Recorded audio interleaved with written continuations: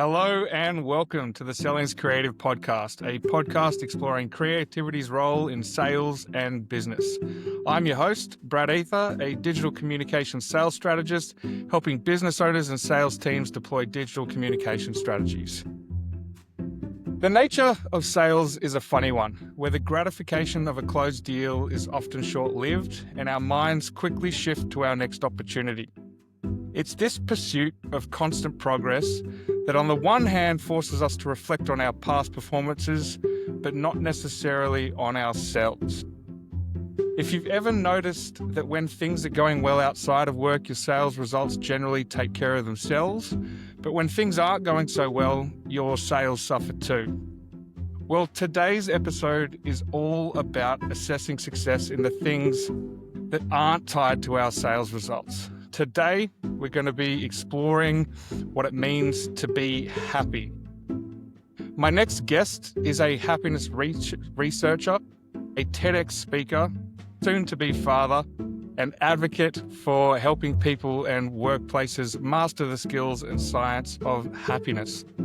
Welcome to the show with a big smile, Declan Edwards. Brad, I appreciate it, man. Thank you for the G-up. Thank you for the great intro. No worries at all. Now, Declan, I think for many people, the question of happiness is quite a complex question to face. And I've shared a little bit of my backstory with you and the fact that I haven't always been happy. So naturally, I've spent a lot of time considering this question. And quite honestly, I don't think I found some type of an answer until I discovered what it meant to be truly unhappy. So I'm wondering what led you to be so curious about happiness in the first place, and how would you answer that question, what is happiness?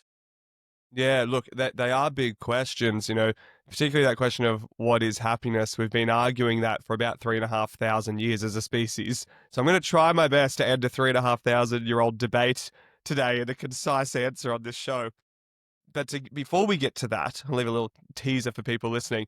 Now, I'll share my answer to the first question you asked, which is what got me interested in happiness. And the answer is because I spent so long chasing other people's definition of happiness. I spent a lot of years in my life being what I now look back on as a human chameleon. Like I was really good at being what I thought others wanted me to be. And I achieved a degree of success from that. And what I found pretty quickly, and I'm thankful I realized this quite early in life, was that the success felt somewhat empty when it wasn't connected back to my definition of happiness and success. Like what matters to me in life? What is a happy life on my terms, not someone else's? And it wasn't until I started doing that and looking inwards and going, okay, well, what is happiness by my definition and terms? What does it mean to be intrinsically motivated by my values and my character strengths rather than extrinsically motivated by reward and accomplishment? You mentioned at the start, that's very common in sales. It wasn't until I started asking those bigger questions and getting some great support from amazing mentors and coaches and people who've spent their careers studying the skills and science of happiness that I went, wow, I wish I learnt this earlier. Like, I wish I got exposed to this sooner. I wish everyone learnt it. And off I went and found myself studying positive psychology, which is the scientific understanding of what makes life worth living. Over the years of doing that, so that's now been over a decade that I've dedicated my career and my life to studying the science and skills of happiness. Over that time, I've grappled within myself with the question of, well, what is a happy life on my terms? And where I've landed is happiness for me is when I am simultaneously deeply content with who I am and where I am in life. So it's more of that contentment, steady state happiness. It's more about having a good relationship with myself. It's more about, being grateful for the life I currently have. And at the same time, I have something meaningful and impactful that I'm working towards. And that's more of your traditional, like dopamine driven happiness. It's future driven happiness. It's accomplishment focused. That's still a big, important part of my personality.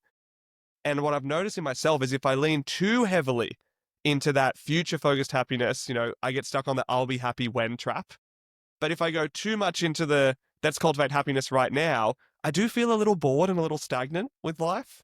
And so for me, happiness is this, I almost describe it like a little happiness cocktail. Like my recipe for a happiness cocktail is equal parts current happiness and gratitude and contentment and future happiness and achievement and accomplishment. When those come together, I'm living a pretty happy life. Yeah. I relate to that because, as I said at the beginning, I haven't always been happy, and when I went through a similar journey where I had to self-assess what I wanted out of life, and I think that for me it's that same thing. Happiness is actually the contentment is the baseline, and that's what I'm aiming for now. And happiness is everything else that, taking those moments to be present and understanding what it means to be present and finding happiness in those moments. That's something that, I haven't spent 10 years focusing on it, but it's been a real self-reflection for myself as well. It's just like having those benchmarks and assessing that what my benchmark actually is to achieve contentment. And then I can focus on everything else around it. I love that. And man, to be honest, like on that point, I said I'd try to give a concise answer to a 3,500-year-old question. Where you and I have landed is not all that indifferent from what the Greeks were talking about 3,500 years ago. There was the hedonic happiness camp and school of thought, which was the secret to a happy life is to maximize pleasure and minimize pain. This was the sex, drugs, and rock and roll, like high achiever lifestyle was the secret to happiness. And I think a lot of our modern capitalistic society is still kind of built on that idea. Like if you achieve enough success, then you will get happiness as a byproduct. So that's the hedonic lens. And at the same time, there was the Greeks on the other side of the table going, no, it's eudaimonic happiness, which is a word that means contentment and contribution and connection. It's a slower type of happiness, but it's a steadier baseline. It doesn't come and go as quickly. And they were arguing with each other. And I don't know, I feel like for me, and it sounds like similar for yourself, I feel like the girl in that old El Paso taco ad where they were arguing over should we have hard shell or soft shell tacos, and she ran out and went, well, why don't we have both? And then the whole town threw a party, right? They had a massive fiesta. I feel the same with happiness. I'm like, well, why can't we have contentment, connection, contribution as our baseline, as you said? And then sure, top it up with excitement and joy and accomplishment and achievement. Like it doesn't have to be one or the other. We can bring these expressions of happiness together Hmm. and hopefully throw a big party and fiesta because of it. When you were talking about Greek philosophy and stuff, my immediate thought went to the world today and how complex it is. And we're no longer just dealing with the problems that are in front of us. We have information and things. We have screens and people trying to get into our consciousness at all times of the day. And you mentioned dopamine as being one of those things that we chase. I'm wondering how you view happiness in that lens of digital media and having those signals of dopamine, whether it's a little notification popping up on the phone, and how do we actually manage that so that we can bring ourselves back to the present? Yeah, man, look, dopamine is, I'm going to call it cheap and easy happiness. We can Mm. get it fast and free and fleeting these days, but God, it goes quickly. And we know there's something called hedonic adaptation, which is where the thing that brought us a little boost of happiness over time brings us a little bit less happiness. And you can test this, right? For those listening to this, go get your favorite ice cream after this podcast or this evening, have the first teaspoon of it really mindfully and intentionally, like really savor it, enjoy it. And you'll be like, oh my God, my happiness is so high, right? This is the best thing I've ever had all day. I'm so stoked. By the time you're at your fifth or sixth teaspoon of it, it's still enjoyable. Don't get me wrong. I'm not someone who's going to come here and say, hey, ice cream is now not enjoyable, but the enjoyment factor is less. It's amazing how quickly we adapt. And we see the same thing, with people's careers or with their sales targets, right? They go, I want to do 5,000 a month in sales. And you get there and you feel really good for a moment. And then you start hitting 5,000 months consistently. And all of a sudden, it doesn't feel like an accomplishment or a joy anymore. It doesn't get the dopamine factor it once did.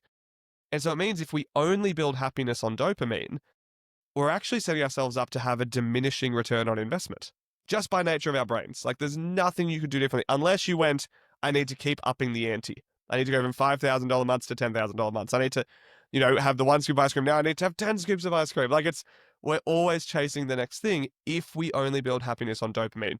And you're right, so much of our modern society is built on dopamine. A lot of advertising is built on, can we give people a quick fix of dopamine? Right? A lot of social media, part of its addictive nature is it's built on dopamine. And so what I encourage people to do is, one, really intentionally Be mindful of where you're getting dopamine kind of hit to you without your choice. So best thing I can recommend everyone does, go into your notification settings on your phone, turn off notifications for every single app except for phone calls. The reality is, if something urgent was happening in your life, someone would call you about it. That is the only thing that your phone needs to notify you about. All the other apps can still be there. But if you don't have notifications on, you get to decide when you use them. You get to decide when they're important. You get to decide when to tap into the dopamine rather than you being the product, right? So that's something that if I click my fingers and everyone did it, that's something I recommend doing for managing dopamine. The other thing I recommend doing is put more intentional effort and time into cultivating the other, neurochemicals and hormones that help with happiness. So rather than dopamine, focus on how do we nurture oxytocin? Well, that's nurtured by connection, genuine, meaningful relationships and connection and human to human moments. How do we, stimulate serotonin? Well, that's by mindfulness and calm and present moments and trying to slow down in a busy, busy life and a busy, busy career. So if we start going, well, I'm going to look after those as well. How do we get endorphins? Well, we exercise more, right? Like all these things that we know are incredibly good for our minds and our bodies and for our well-being. If we put more focus on those and we mindfully and intentionally limit where we're getting dopamine, you'll find that that blend, that little happiness cocktail that happens in our brains tends to get a little bit more balanced. So when you were talking there, you mentioned at the beginning of the discussion this idea of skills and happiness, like the Yeah. skills of happiness. Yeah. And when you were talking right there about all these different, well, oxytocin and dopamine and managing all these things, it sounds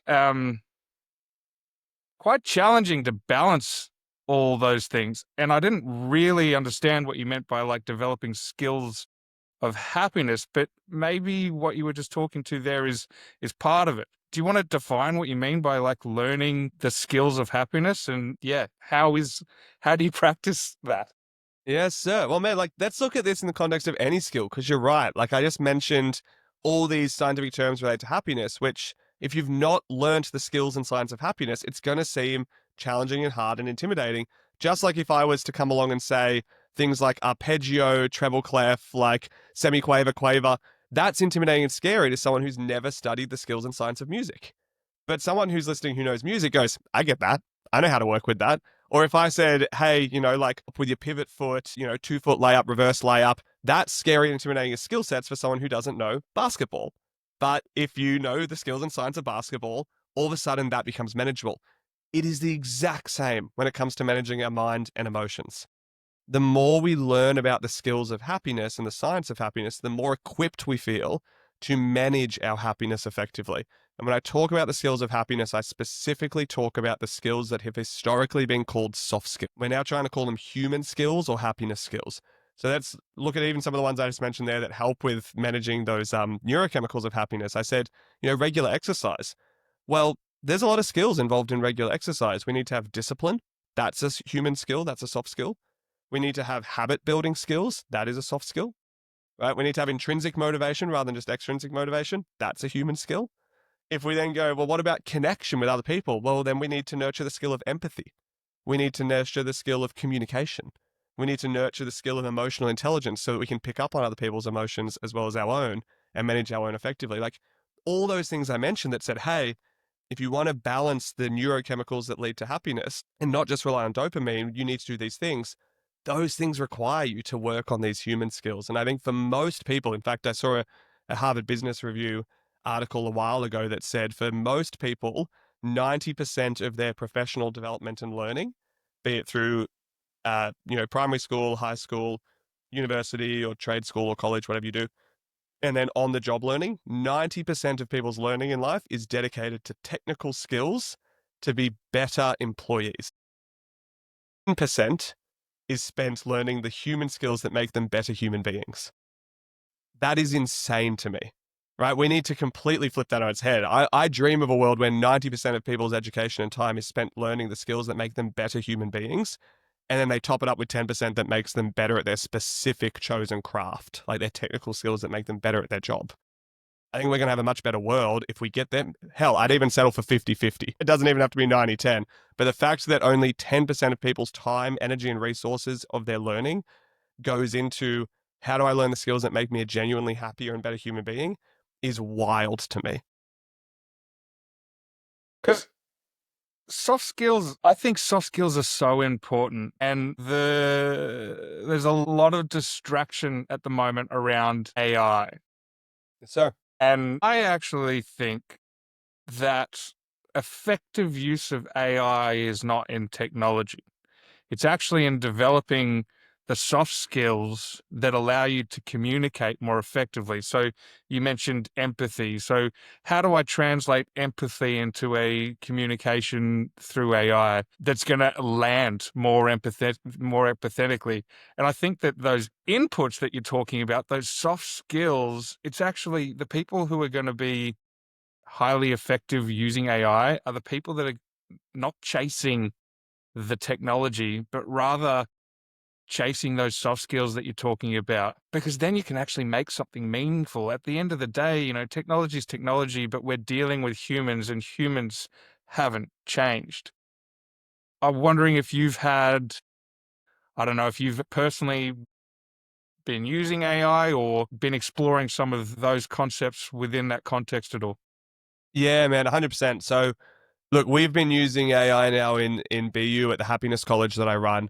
We were pretty early adopters. I think it's coming on 2 years that we've had a professional subscription to ChatGPT, and we've set up specific agents and channels within it to help with different tasks in the organization. It has radically expanded the amount of impact we're able to make. But to your point, we always say with our team, start with human, end with human, right? Like it has to start with human skills, it has to end with human skills, and the AI does the help in the middle. We even named our AI. I'm not gonna lie, I gave myself a day off after this one because I was so proud of it. We called it like Wally, like WALL-E. We called ours Happy, like HAP-E, because we run a Yeah. happiness college. And so now we refer to it like, hey, Happy, can you help me with this? It's like, sure, I'm happy to help out. And I was like, okay, man, you deserve a day off. That was genius. But to your point, man, about like, we need these human skills, particularly in this era of AI we're coming into. We have historical precedent for that. If we go back 100, 150 years to the Industrial Revolution, let's look at what happened. Over 50% of the workforce at the time was employed in what we call work of the hand. They were in manufacturing and laboring in factories, or they were in agriculture. Over 50% of the workforce.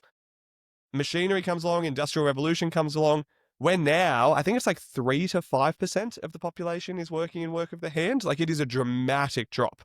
And at the time, everyone's like, oh my God, we're going to lose all the jobs are going to disappear. Now, don't get me wrong, some industries, some jobs disappeared, but we made a hell of a lot more new jobs off the Industrial Revolution. And I would argue we made better jobs. We got people out of dangerous factories as much as we could, particularly in like, developed nations and whatever term we use these days. We gave people more safe jobs, more secure jobs. We created more wealth. The jobs are actually paying higher. And then we entered what we call the era of the majority of the population working in work of the head. So this is knowledge specialists. I would argue you and I both largely work in work of the head, right? Like people who have a specialty knowledge area, lawyers, doctors, etc., etc. And work of the head and knowledge was now the main commodity. I believe we're now entering another industrial revolution where AI and machine learning is going to, it's probably already, to be honest, doing work of the head better than we can as humans. I cannot compete with the knowledge that AI has. Neither can you. I don't think anyone listening to this can, and it's only going to get better. We're going to have a lot of jobs change as a result of this, but my hope is we're going to enter the next era of human development where the majority of the workforce is employed in work of the heart. Work that is specifically related to human skills, compassion, empathy, connection. And I think that's going to lead to a lot of good in the world. We just need to go through the messy transition point in the middle first. And to your point, it's the people who know how to use the technology and the tools, know how to leverage AI for its work of the head, but they bring the heart element. They're going to be the ones who thrive in this next era. I love that. Work of the heart. I love it. Doing a little bit of background research on you, your thesis was on how happiness is defined and measured in workplace settings. And I believe we sort of covered off maybe what happiness means at the individual level. But I'd love to get into what happiness means in a workplace environment when, there's multiple stakeholders involved and it's a lot around workplace culture. You mentioned a few studies around salespeople and skills of happiness, but maybe more broadly, talk to me about what happiness in the workplace actually means? How do you bring it all together? Yes, sir. Yeah, look, I'll answer this in two ways. I'll say, first and foremost, I'll use two frameworks for this that came out of my master's thesis study. First framework is there are three distinct parties that we need to keep happy if we're going to have thriving workplaces. And the three parties are, we need to keep, I always ask this in my comments, I'm like, who do we need to keep happy? And people go, customers and clients. And I'm like, yes, customer experience, like customer happiness and client happiness. That is an important part of a successful business and a good workplace. Who else? And they're like, well, maybe employee experience and employee happiness. And I'm like, yes, that would be great. Like employee experience, employee happiness, very important. A lot of workplaces fundamentally do not have a business if they don't have people in the business, particularly if you're in a service-based industry. Like if you are in a service industry, your people are literally your business. So let's make sure that they're feeling good and doing well.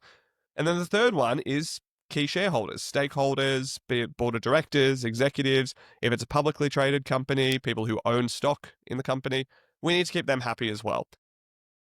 Now, if we look at those three, I would argue that for the last 100 or 150 years, the priority order has been keep shareholders and stakeholders happy at all costs, even if that means everything else falls apart and we're looking at short-term gain, right? We have a lot of workplaces at the moment that I think are falsely incentivized to focus on short-term wins over long-term progress. And we know that because they have to report to their directors on quarterly performance targets, right? And fundamentally, if we're going to make a better society and a better world, you can't do that in 3 months, right? So we're encouraging short-term thinking. Even within our political leaders, most democracies, they're not thinking about what's the impact I'm going to have with my policy decisions now on the next 50 years. They're thinking, how do I get reelected in 3 to 4? Right? So like we unfortunately have incentivized short-term thinking, and we've incentivized to keep shareholders and stakeholders happy at all else. Then our second tier has been, well, we need to keep customers happy. Customers are fickle. They've got more choice than ever. It's a global economy. They can go anywhere. Keep them happy. And then maybe if there's any time, budget, or resources left, we'll look at employee happiness. What I found from my research is that is fundamentally backwards. Right? It's completely backwards. And what I've found is examples of organizations that have gone the exact opposite way. And they're like, hang on, if we upskill and support and elevate our people, if we have incredible employee happiness, they tend to leave a really positive impact on our customers and on our clients, right? Like we all know when we walk into a workplace and people fundamentally hate working there, you can feel it as a buyer, right? So it makes a positive customer experience then. And that's our second priority. And then because the customers are happy, they refer more, they come back for more business, they don't churn as much. We also have lower overheads because we're not replacing our staff as much. We don't have as high recruitment costs or mental health leave or psychosocial hazard leave, legality wise. And so then all of a sudden our shareholders and stakeholders are pretty happy because the company's more profitable. And so my argument, my challenge to a lot of leaders is like, hey, ask yourself, of those three parties that need to be kept happy for a thriving organization, what order are we currently prioritizing it in? And the best way to check is look at where you're putting budget. Look at where you're putting time and energy and resources. If an organization does not have a dedicated employee experience budget and strategy, I'm telling you, you're not prioritizing as the top of the level. So we need to start with that. So I'll say that first. And then the second framework, just to clarify, are you talking about, so there's going to be some businesses that are smaller in nature. Where was your study focused in terms of employee headcount? Just so that we can put a line in the sand between, because obviously resources are finite and those kind of things, and employee experience strategy is going to be difficult for a smaller business.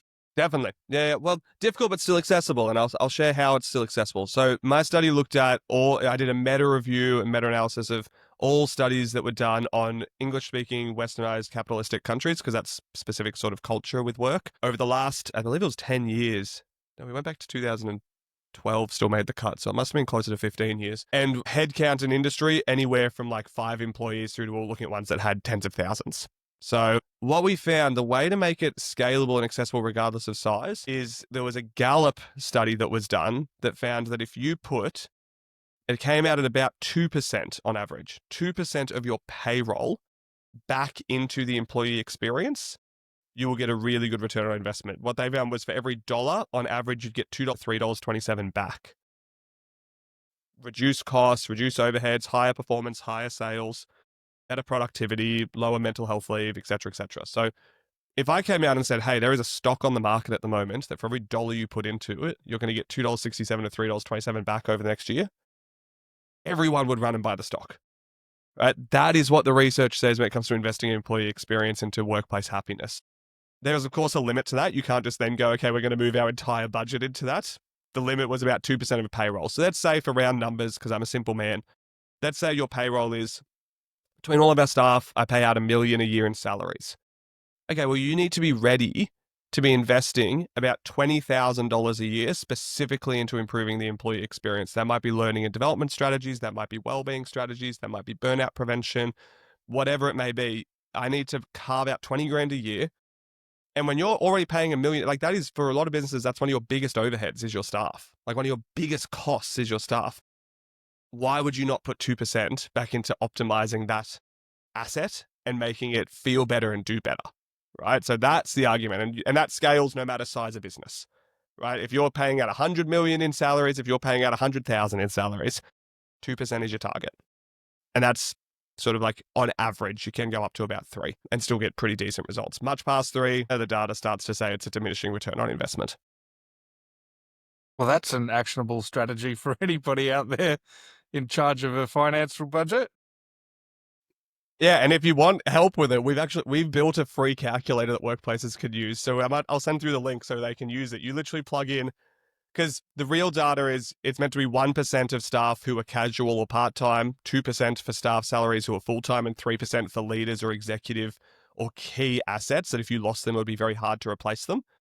And so I say, look, for ease and convenience, average it out at 2% of your entire workforce. But if you want to get specifics for your workforce, we've got literally a free budget calculator. We can go, we have this many staff who are part-time, this many who are full-time, this many who are, executives or key decision makers or key assets. This is rough salaries, and it spits out, here is your employee experience budget per year. Use it wisely. So it's a bit of a cliche, the pizzas, giving pizzas to your employees to make them happy. And I'm presuming that's not what you're talking about. You mentioned quite a few things about training, right? Training your employees. Yeah. What are some practical, maybe some outside of the box things that businesses may not have considered that would lead to better staff well-being? Yeah. Things that they could invest in. Man, I'm a little biased on this one, I'll be honest, because this is what me and my team actually developed off the back of my master's research. And it's so out of the box that I see so few organizations do it. The ones who are partnering with us do it, I think, are on the front end and they're pioneers when it comes to employee experience. And that is measure workplace happiness. And the reason for that is what we measure, we can manage. And so it astounds me how many organizations run their people and culture strategy basically on vibe checks. They're like, it feels good, or maybe this, or that, someone came to us and sold us leadership training. I'm like, okay, but why are you doing leadership training? Do you know that that's the gap that's making the biggest impact on your employee experience right now? And people are like, nope, but our competitor did leadership training, so maybe we should do leadership. Like, it's just guesswork. It's wild. There is millions upon millions of dollars being spent on absolute blind faith and guesswork. And so a lot of my work and what I did off the back of the thesis was like, hey, how do we build evidence-based, fully anonymized staff surveys to measure? And this is the second framework I alluded to earlier, that I said, what does workplace happiness look like? We found there's 5 pillars of workplace happiness. If these 5 things are done well, it leads to a fantastic employee experience, a great flow-on effect onto your customer experience, and then your shareholders are happy. And the 5 pillars are high workplace well-being. And we could break that down further because there's 7 types of workplace well-being. Like, I'm sure we don't have time to get into all of them, but it's like physical well-being is a bit different to social well-being. It's a bit different to financial well-being. So there's different contributors to that. But well-being first, then engagement, which is one that people have been talking about for like 20, 30 years. And most often it's one that's being measured, but it's the only one that's being measured. Like, organizations go, we do an annual engagement survey. I'm like, cool, that is 1/5 of the puzzle. If that's all you're doing, it's not enough, right? Number 3 is culture, which we're talking a lot more about lately, and that includes things like psychosocial safety. That includes things like transparency and trust, vision, mission, values. There's some key contributors to culture. Number 4 is leadership. We know that has a massive impact on the preceding 3. Right? If leadership is equipped and doing well and set up for success, the other 3 tend to do a little bit better. And then the last one is resilience, which is where we see burnout come in, which is where we see adaptability come in. It's where we see in the massively changing world of work that we live in, where there's all these disruptions and change, do we have a workforce that's able to adapt to change and bounce back in hard times? We want resilience in there too. So those 5 things need to be looked after. And if they are going to be looked after, in answer to your question of what's something out of the ordinary that workplaces can do, measure it. Measure it effectively, because then you can A, see where your gaps are, B, see where your strengths are and kind of brag about that in your recruiting process, and C, you can measure whether where you invested that money works. So if you do go, hey, we got our budget, 2% of payroll, we're putting that all towards pizza parties 3 times a year, I promise you, you're not going to see a change in those 5 measurements. You're not going to see a change in those 5 factors of workplace happiness. If you do the leadership training, do you see a return on investment? Do you see a change in those numbers, particularly in the leadership one? Because if you don't, chances are the leadership training was pretty shit and you shouldn't buy it again, right? So like for us, so much of what we do at BU Happiness College when we partner with workplaces is give me the evidence first. Like prove it. Let's measure this. And let's put together a strategy. If you're not measuring it, you're relying on faith and blind guesswork, and you're just gambling with your budget. You mentioned resilience there as being one of those pillars. And for salespeople, often the word resilience is sort of like seen as a badge of honor. We're resilient. We go out and get knocked back when we're doing cold calls. We're pretty much just the brick wall that shit gets thrown at until we win something. You spoke about a study when we were talking before the podcast about, I think it was Sean Aker at Harvard. Yeah. And salespeople who learnt the skills of happiness were 37% more effective as salespeople. Yeah. I wonder how, if you've got something that challenges this notion of resilience, and maybe how those skills of happiness play into more effective selling. Yeah. So I'll answer first. Resilience, I think there's a very common misconception about what resilience is, right? We often think of resilience exactly through the lens that you described it, of I can stay strong through the shit times. That's not resilience. That's almost stubbornness to a degree, right?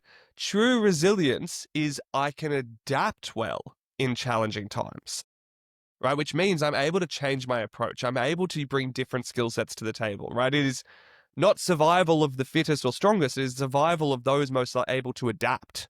That is resilience, right? And so we want to look at that first, like skills for adaptability, adaptation and being adaptable in times of challenge and change. Then when it comes to, yes, to your point, the great work by Sean Aker and his team, he wrote a great book called The Happiness Advantage, which I highly recommend. If people are enjoying what we're talking about, you'll probably enjoy that book. And he found that, to your point and what you mentioned, those people who learned the skills and science of happiness and practiced them, I think it was like a 12-week immersion they did from memory. It's been a while since I read the original study. They found that the result was they produced 37% higher sales over the following year than the control group who didn't learn those skills. This, at first you're like, wow, that's a lot. 37% is sales higher is huge. But then you sit with it and go, it kind of makes sense, right? Because so much of sales is those human skills. Do you have empathy? Can you communicate effectively? Do you have emotional intelligence? Can you connect to the person on the other side and understand their needs and what's going to help them? Can you form meaningful relationships over the long term? Those are all the skills of happiness.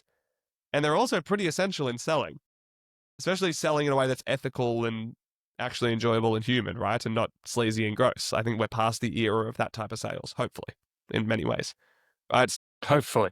Hopefully. I mean, look, I know there's still some clinging onto it with desperate hands. Yeah, so, my invitation and hope for everyone listening to this is like, hey, learning the skills of happiness is not just going to make you a better salesperson. Sometimes people ask me the question, does money buy happiness? And I'm like, I know from the research that happiness skills buy you money. Like, they make it more likely that you personally and your workplace does better financially. So why wouldn't we invest into them? So the skills of happiness, you described to me prior that there's 4 steps, and we alluded to it earlier in the conversation, that these skills can be applied to anything, whether you're learning basketball or learning music, as we were talking about before. But from a happiness point of view, what are the skills? What are those steps? 1, 2, 3, 4? And how can we apply them to happiness? Yeah. Yeah, so what you're talking about there is the stages of skill development. And you're right, they apply to any skill. Like I would challenge people listening to this now to think of any skill you've learnt in life, even something as simple as like driving a car.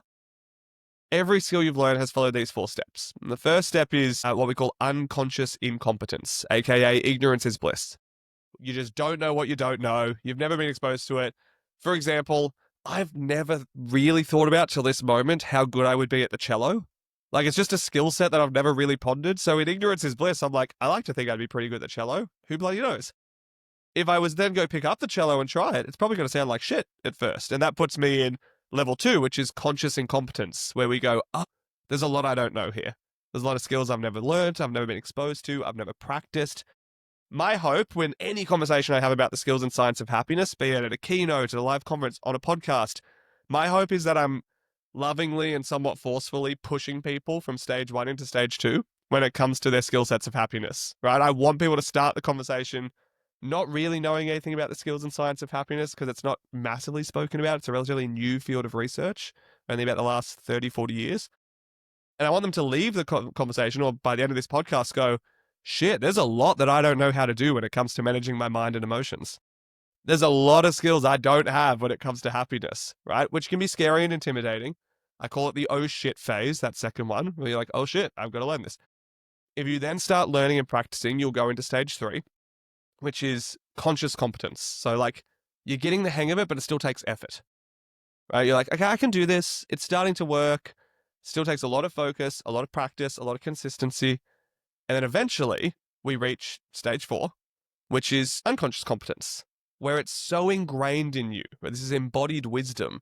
You can do it by second nature. And you do it without even thinking about it anymore. And this is, the whole reason I started a social enterprise and started a happiness college to teach people the skills and science of happiness was how can I speed up that learning journey? Can we help people go from stage 1 to stage 4 way faster by learning the right tools, getting accountability, getting guidance, getting coaching, and having a good community around them? And what we found is we call them stage 4 moments. Sometimes we have members at the college be like, yeah, I just noticed stress coming up the other day and it was kind of like at a 5 out of 10. And before it took over, I was able to proactively practice some mindfulness and some presencing skills. I prioritized some time in my calendar for self-care. I had some difficult conversations and I set some boundaries. And I'm like, holy shit, those are 4 skills that a year ago you didn't know how to practice at all. And they're like, yeah, I just did it. And now I feel better from it. Like life is still challenging and stressful, but my ability to manage that is so much higher. And I'm like, you didn't even think about it anymore, right? Like you went out and set boundaries, you had difficult conversations, you practiced self-care effectively. You did all that without thinking. That's cool. And so I get so lit up and energized by the idea of like, can you imagine a world and a workforce where people just as second nature knew how to practice empathy and compassion? As second nature, they knew how to manage their mind in healthy ways, even when their mind was trying to be difficult and play tricks on them and was difficult with mental health. They knew how to manage their emotional well-being effectively. Like, can you imagine what world we would have if that was just second nature to people? That's the goal, right? That's if people can all learn those skills, what a world we would have. It reminds me of a conversation I had with in a previous podcast with Erin Fairman, and she was talking about leadership skills. And what you were talking about there with the 4 steps of the 4 learning skills to introduce happiness was a lot of autonomy.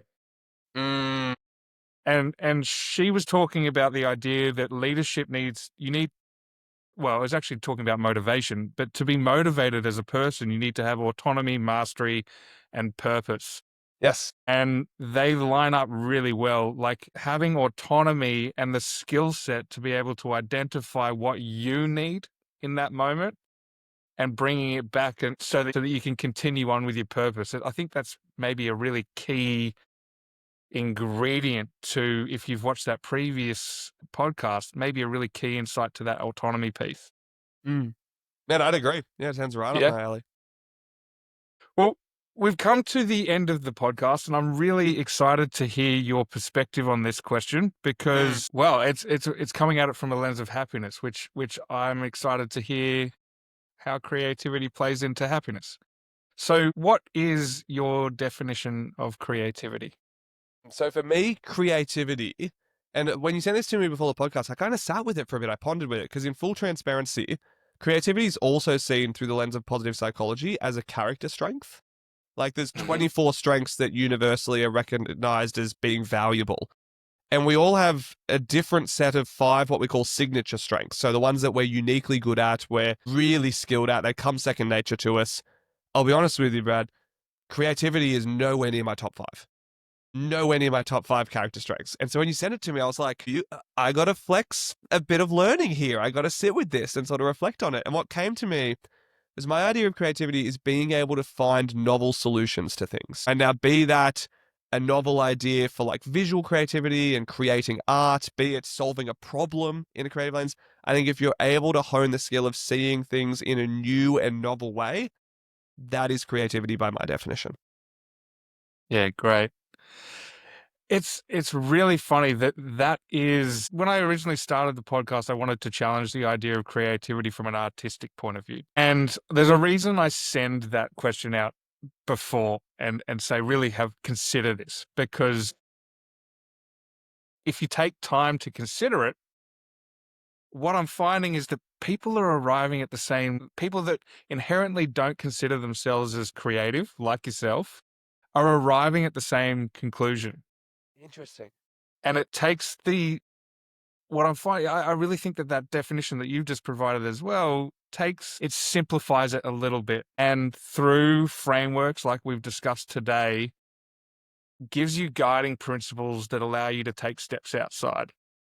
And so if you're following along with everybody's definition of creativity, I think we're getting to the pointy end of this, and I may even swap up the question slightly differently and phrase it slightly differently in the future.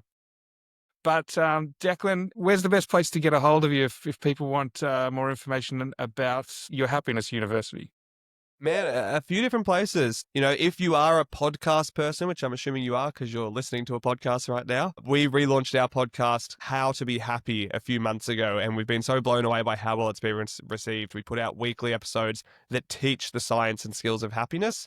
And we also interview people who've gone through the college, workplaces that we've partnered with to become happier workplaces. It's become one of my favorite places to have conversations about the skills and science of happiness. So feel free to go across, follow How to Be Happy on any of your podcasting platforms, or connect with us and find us on any social media platform. So if you search for Declan Edwards, or I found out recently if you search That Happiness Guy, I pop up on nearly every platform, which is kind of funny. And so put in That Happiness Guy or Declan Edwards and you'll find me. We've actually just started, literally at the time we're recording this, we're 4 days into an experiment I'm doing where I've redirected our entire marketing budget towards positive social and environmental impact.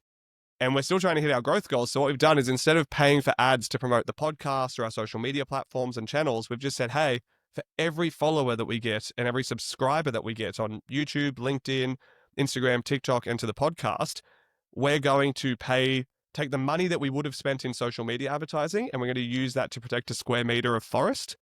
We started that 4 days ago, and I checked this morning. We've already protected 228 square meters of forest in the last 4 days, just by people going, I can get behind this. I hope it works. To be honest, this is very early in the experiment. I said, I'm going to do this for all of June. If we still hit our growth targets without spending any money on social media ads, and we've protected a bunch of rainforests in the process, I'm just going to keep doing this forever. So I hope everyone chooses to come along and do that and follow us on all the socials, subscribe to the podcast, and then we'll make a positive impact on your behalf in the process. Well, you've taken something if marketing's seen as creative, you've flipped it on its head and done the exact opposite, which in itself is creative. So I wish you the best of luck with that endeavor. Thank you. Absolutely. Everybody get behind that. Thanks for listening to the Selling's Creative podcast. If you've enjoyed this episode, make sure to like and subscribe. And in the meantime, happy selling.